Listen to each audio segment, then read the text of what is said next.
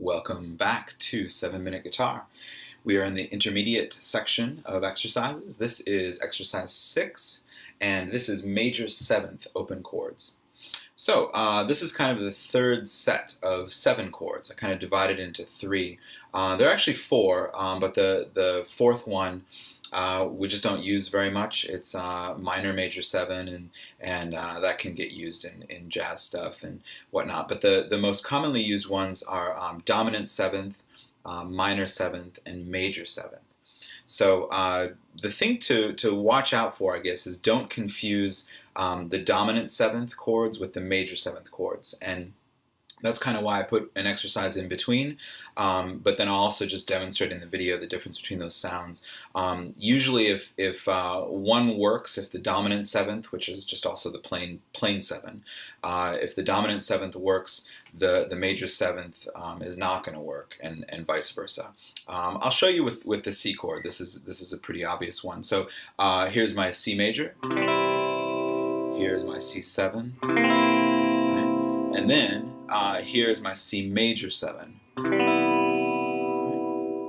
So before I get ahead of myself, the characteristics of the major 7th chords, the best, I think, word to describe it is dreamy. These chords all just kind of have a dreamy sound to them. They're cool. They have kind of an ethereal quality.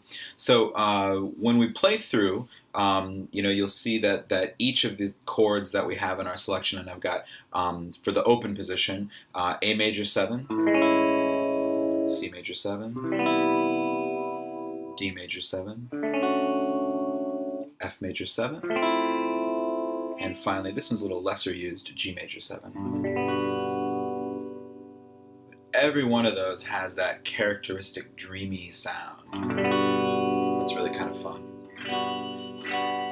So that's the idea, getting used to that sound. And of that selection of chords, the app will just choose 2 chords. In this case, let's say I've got F major 7 and C major 7, for example. And you'll go back and forth just like in the other apps. So F major 7, C major 7. This is actually the progression in a famous classical piece by a composer named Eric Satie. Some of you might recognize this.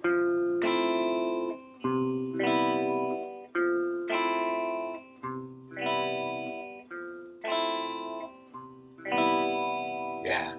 And then sometimes, this isn't going to be part of the app, but sometimes you'll see that the chord sequence might move through a major chord, to a major 7, to a dominant 7. And that was kind of a favorite trick for some Beatles songs. So getting used to all these different chord types is going to really help increase your chord vocabulary. So not only is this a good warm-up just to get your fingers used to some different chords, but it increases your chord vocabulary and gets you thinking beyond just major or minor chords, that kind of thing. And you can do that with any of the chords, for example. So there's my C, there's my C major 7, and my C7. Just like that. Yeah.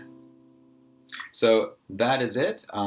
Major 7 chords, really fun, kind of dreamy. And that's it for now. Thanks for watching.